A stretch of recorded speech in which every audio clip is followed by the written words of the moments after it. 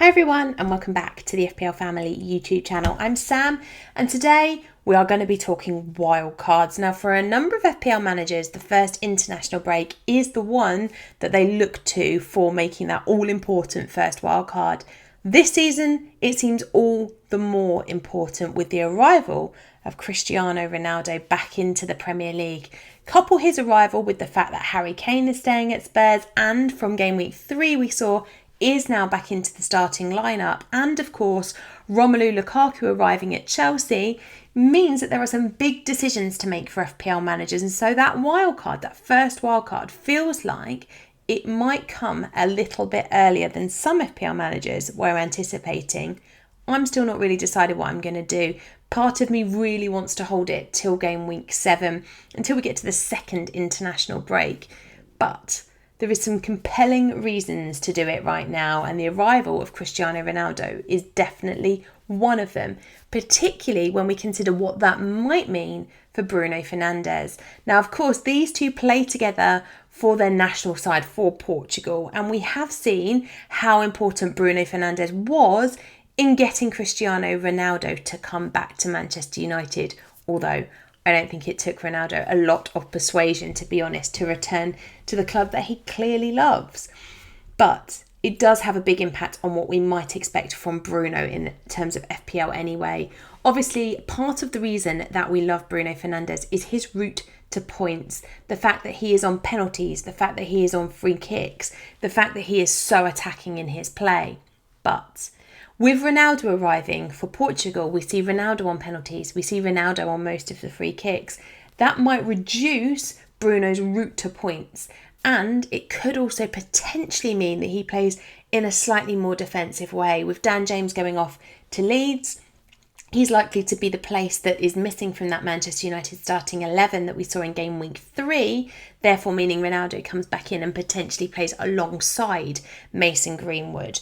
But what does that mean for the rest of our teams? Because if Bruno is going to take a slightly deeper role, he'll be less attacking from open play as well. And having lost set pieces, that's not ideal from an FPL point of view, particularly when you've got to pay 12 million for him. So I've put together a couple of wildcard drafts that we can have a little look at. One of them, which has a premium in every position, and I'll talk about why I've done that when we get there. And another, which has a couple of heavy hitters up top, as well as a premium in midfield and a premium in defence, and the compromises that you have to play with in order to enable that to happen. So let's have a look at the first wildcard that I've put together then. So this one is based upon having one premium player in every position. So you'll see that we've got 3 there in Trent Alexander-Arnold at the back, Mohamed Salah in midfield, and then Ronaldo up top. Now, of course, the fixtures for Manchester United aren't necessarily perfect in terms of the next upcoming weeks. You've got some really nice fixtures for the next couple, and then they do take a turn. And I think one of the things that we might see is a change in stance from FPL managers this season. In years gone by, I have always believed that being loyal to your premiums is the very best thing that you can do over the course of the season. I think by holding them, you end up with the better points returns than you could get by jumping around and potentially missing them. But this season, with so many amazing premiums in the game, and by the way, we're not even talking about Manchester City premiums yet, but by having the likes of Ronaldo and Kane, and of course, you've also got Lukaku up top. We've got Bruno and Salah in the middle, but not only Bruno and Salah.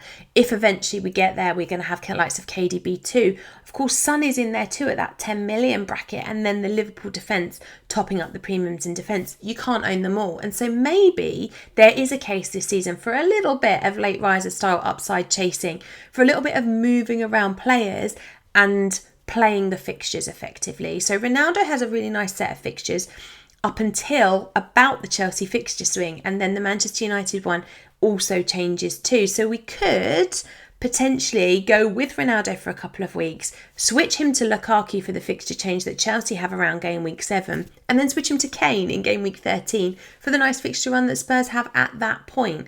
But the great thing about putting Ronaldo in first is that he is the most expensive of the premium options. Now, of course, this team is fitting exactly into my FPL budget and my team value. So at the moment I can afford to do this, but it will leave me with absolutely nothing in the bank. So going with Ronaldo first means that I can drop down to Kane, who's currently in at 12.3, or indeed down to Lukaku, who of course is 11.5, and have the flexibility to make those changes as is needed. By having one of them, it means that the rest of the team actually stays looking fairly good. We've got two really key players in the middle there in Torres and Mason Mount, both of them in that really nice £7-ish million bracket, meaning that you can move to pretty much anyone from there. It allows you to kind of drop down a bit if you want to go to one of the Spurs midfielders, the likes of Ali or Moura. It allows you to go up slightly if you want to do that. You can free up some money from both of them, but actually the way that they're playing, and by not having Lukaku in the team, I think you're going to want to cover that with Mason Mount. So I've popped him in there, and of course Torres, with Manchester City not signing a forward in the window, is likely to play as their striker this season. So at 7.1 offers exceptional value for money. So I wanted to build a team that had both of those guys in there, because in not having Lukaku, I wanted to make sure that I had some Chelsea attacking coverage there. Of course, coverage isn't ideal when you're talking about trying to deal with Lukaku, but you can't have everybody. So if you want to go with this strategy of having 3 premiums, one in every position to allow the most flexibility possible, by going with the likes of Mount, that is going to enable us to have flexibility to move around. So if you do want to go to Lukaku, but you still want to go for a United player too, you can switch Ronaldo over to Lukaku and Mount to Greenwood and work it that way. In the same way that if you eventually want to bring in a Spurs player, you can do so by changing Ronaldo out for Kane, or using some of that money in the midfield to buy Son instead. So everything is potentially workable by doing it this way. And of course it allows you to hold Salah, who has still got really nice fixtures for Liverpool and is the heartbeat of that Liverpool side on penalties, and of course therefore the route to points is there. Doing this does mean losing Bruno Fernandes, but as I mentioned at the beginning, I'm not sure he'll be the FPL asset that we were all hoping for this season anymore with the arrival of Ronaldo, because I am expecting Ronaldo to impact his route to points. By doing it this way, I also have what looks on paper to be a really nice defence. Obviously, Reece James is currently suspended, but the Chelsea fixtures take a real turn for the better from game week 7, and so I wanted to have that place ready. So in building this wildcard draft, probably not a player I would go into game week 4 with, but I wanted to have the budget there to have him after game week 4. Obviously wanted to keep Trent in this team, and then supplemented those two with Reguilon at Spurs, who have got really nice fixtures, and they've got a really nice fixture in game week 4 against Crystal Palace, and then 2 what look on paper to be difficult London derbies against Chelsea and Arsenal. But who knows what kind of Arsenal side we're going to get. But Reguilon has the attacking threat there too, and at 5.1, lots of flexibility to move around, and we've seen, as in game week 3, potential for clean sheets from Spurs and therefore attacking returns also, and then bonus points, of course, as we saw in game week 3. So with Reguilon, I feel like there's lots of potential. Spurs being really solid defensively, and that isn't likely to change, I don't think, over the next few weeks. In fact, they've strengthened defensively by bringing in Royal in this transfer window, and of course there's Romero to come back as well, although he has gone on international duty and therefore, being in a red list country, will have to quarantine on his return, much like Lo Celso.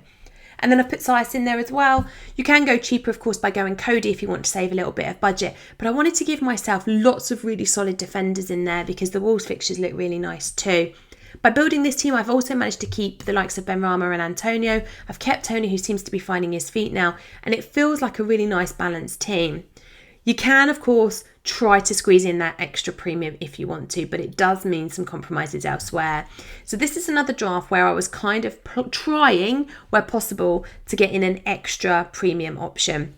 So up top, we've got what looks on paper to be an absolutely amazing strike force of Antonio, Ronaldo and Lukaku.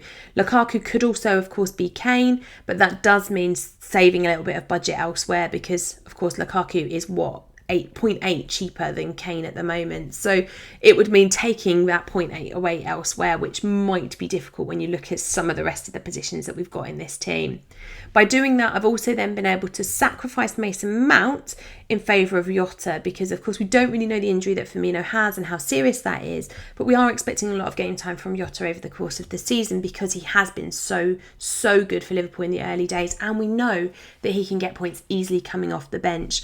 Because Lukaku's there, I decided not to double up on Chelsea and instead pop in that extra Liverpool midfielder, knowing that it's easy to swap around from him to Mount or as I said before, come down to the likes of Dele Alli or Lucas Moura, or anyone really that's under that kind of 7-ish bracket. You could go back to Ben Rama if you wanted to and have a bit more extra money to kind of play with. But going into this one, 2 premiums up top, 1 premium in the middle, and then a couple of big hitters also. But it does mean that you're skirting around the edges with both Basuma and Gilmore in at 4.5. Now, both of them likely to start, but both of them probably likely to just bring you 2 points, maybe the odd clean sheet and a 3-pointer, but there's not much potential upside for either of those two.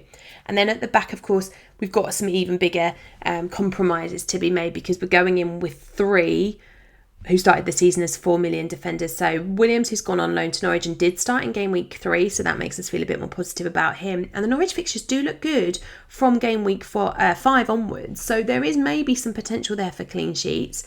Livramento we've seen starting regularly for Southampton, so he feels less risky, but also SUPERCHAT, Robertson is back, and of course that probably is going to have a detrimental impact on his minutes. Well, it definitely will, might get the odd cameo points, so you're effectively burning a spot there. Now we could go Duffy in replacement of him, but eventually you would expect Duffy to lose his place too when the likes of Byrne and Lamptey are back, but it's not looking like that's going to be anytime soon. So maybe actually SUPERCHAT to Duffy is the way that you go in the early part of the season, but having 3 4 million defenders is maybe just a little bit too much. It's maybe that compromise too far for some FPL managers. Cody, I think, makes a lot of sense because, of course, as mentioned before with Sias, Wolves' fixtures do look good for clean sheets moving forward, and they have only conceded 1 in the opening fixtures. And, you know, it was a penalty in game week 2 against Spurs. It was a worldie from Greenwood in game week 3 against United. So they've been unlucky not to keep those clean sheets. It is doable. And this is what I wanted to show you with this draft. It's doable to go into the season with the 2 heavy hitters up top. I really struggled to get all 3 of them in. That's almost impossible without really killing out that midfield. And you'd have to lose Salah in order to do that. So I think you can do it by having the 4 premiums, as long as you're happy to sacrifice Trent for Robertson. That feels okay.